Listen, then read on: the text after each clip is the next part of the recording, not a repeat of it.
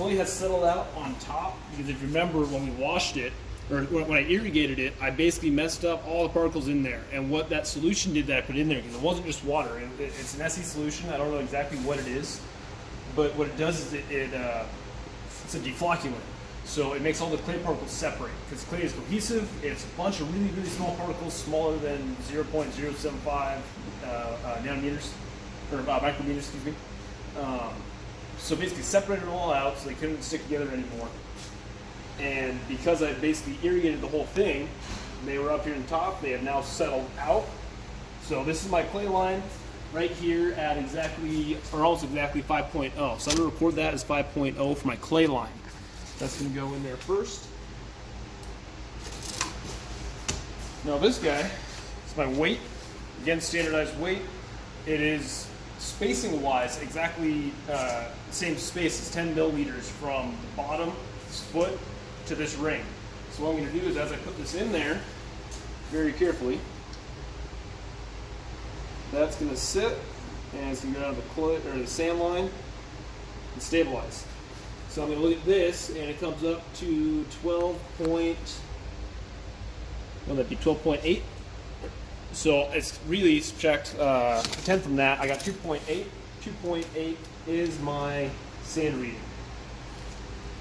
So now all you can do is divide that out, multiply it by 100, and it is a, for at least ITD anyway, 30 max. This is a 70 min.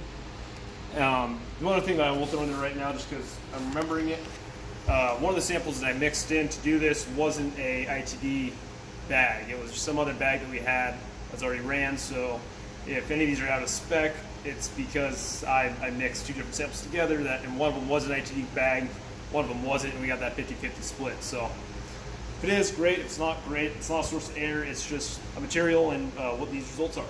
So that should be it for the SE. Good. Fractured face. This is going to work. I'm going to have my 2 piles, should be 3 piles. What I'm going to do is I'm going to look at this rock. This rock does not appear to be fractured, so I'm going to put it in my non-fractured pile. This rock appears to be fractured, so it's going to go in my fractured pile. Not fractured, fractured. Not fractured. This one doesn't appear to be fractured. It has a flatter, almost jagged face, but it doesn't appear to be more than half its mass. This one, on the other hand, definitely is. So I'm going to continue to go through this, find all the ones that appear to be fractured, and throw them all in. Let me see if I can find a questionable one.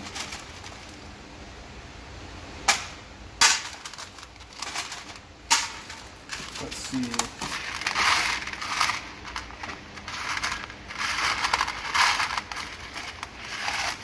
I would call this one right here questionable, because I don't know exactly how much of it got fractured. It's obviously got a couple defined faces, but I'm going to say this one is in my questionable pile.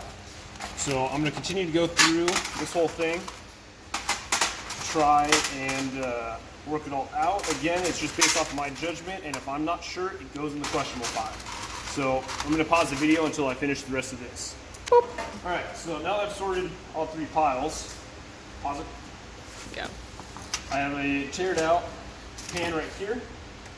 So this is my fractured pile. All the rocks in here are considered fractured.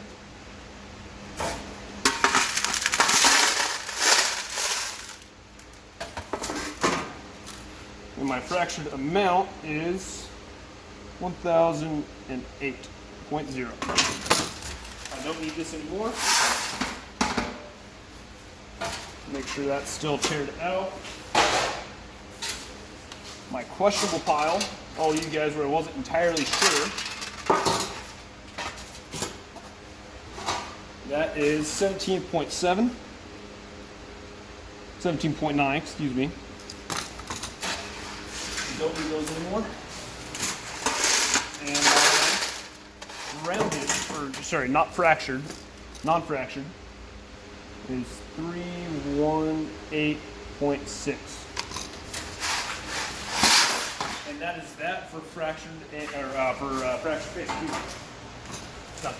So I finished drying the bag, or sorry, the moisture content for my irrigation on my 303. Pull this off. This gets zeroed. Oh, you know what? That was. I did not weigh this pan. I don't need to weigh the pan. I just do the material. So before I do that, I am all over the place. I'm going to tear this out. Tear the bowl. That's to zero.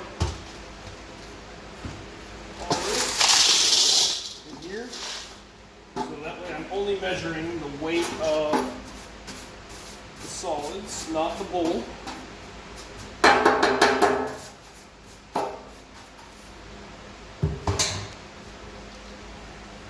And this weight is 0.8. Well, I only lost actually exactly 21 grams. So it was a very low moisture content, but I was expecting because the material is basically already dry. So the next part is what we're going to do for 303. It's called a wash. And what I'm going to do for a wash is I'm going to take the, I'm going to try and get as many of the fines out as possible to reduce the amount of air if I were to have a bunch of fines in. I don't want to end up clogging my sieves. So what I have is, I believe this is number 8 from the looks of it. Number 8 sieve, and number 200 sieve, okay? So the number 200, again, that's 200 openings per linear inch. And what I'm going to do, now that we have our dry weight, is I'm going to wet this material. In there, you can see the fact that it's dirty water. See all this water coming up.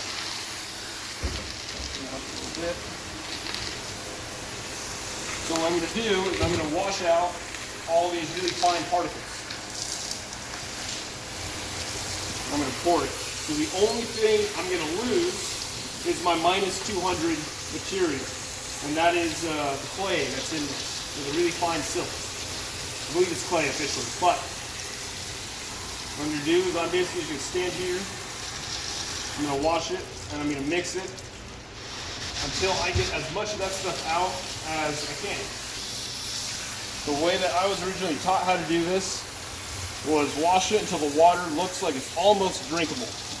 Not that you would, but just as a reference point for the clarity. There's still a lot of particles coming out of this. As I'm trying just to mix all that stuff up and get out as much as I can.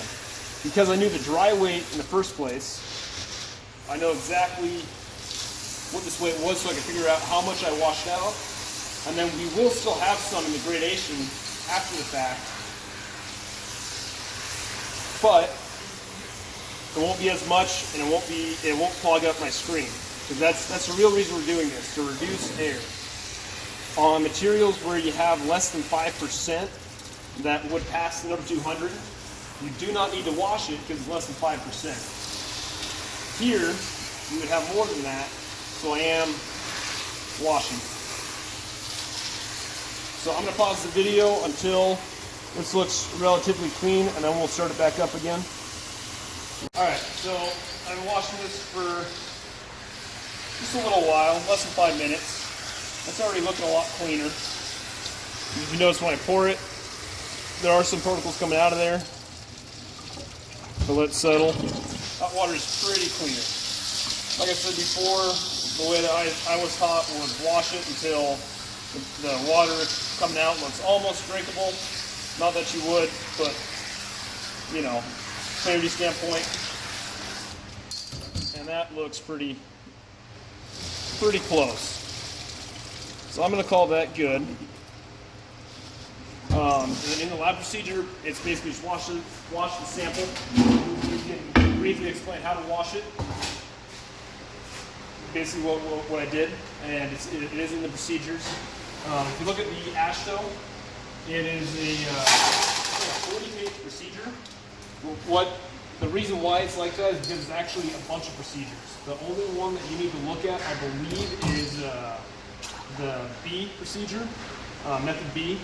And I will confirm that with you guys, probably in an announcement. But so what I'm doing now is I'm basically getting all my material out, put it into a pan so that way I can dry it again. Make sure I don't lose any material. So that's done. If you look, I just have a little bit of the big stuff that came washing out, so I'll get that out. I have that out, clean, and this is what was left over. These are the fines that didn't get washed through.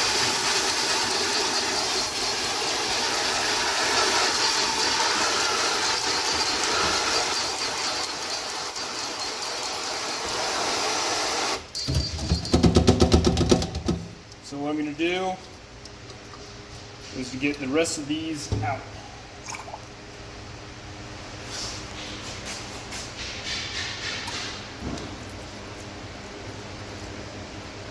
Get as much of those out as I can.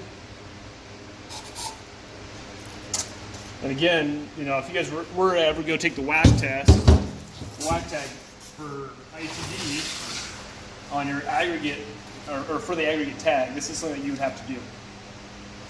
So what I'm doing now is I'm trying to remove as much of the water as I can. I'm going to spray it back into my number 200 sieve, just in case I suck up anything I'm not supposed to. And I'm just doing this so that way it dries a lot faster. The less water in there, the faster it'll dry.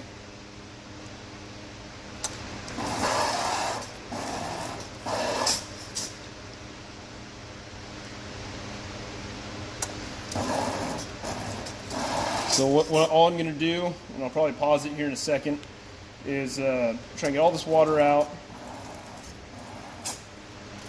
and then look at my number 200 sieve. There's not a whole lot in there, so I did a pretty good job. There's not a whole lot in there at the bottom, so I'm just going to get that little last bit out. The rest of my solids out. This guy,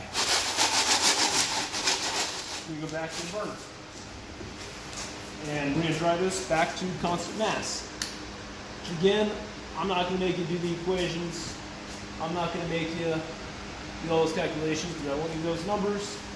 But if this were a real test, or I was running this for anybody, or taking my test for the state, I would do those constant mass calculations. So that's going to sit there, and again, I'm going to try and relatively consistently stir it. I just threw it in there so I'll let that cream moisture evaporate. But I will we'll pause the video and we'll continue. Alright, so this is the sample after it dried. One thing that I forgot to show you guys was my dry weight that I have right here, the 5230. That is also my weight before wash. So that's that guy right there. Because I washed it, it came out to, 5230.8. This is after wash dry weight. So this bowl is now checked out.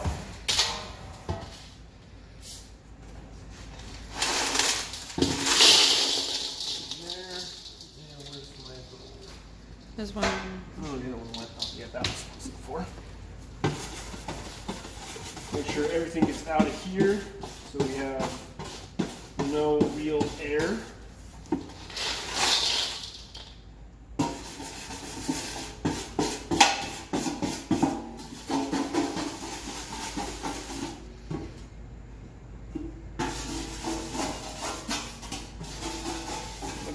About everything.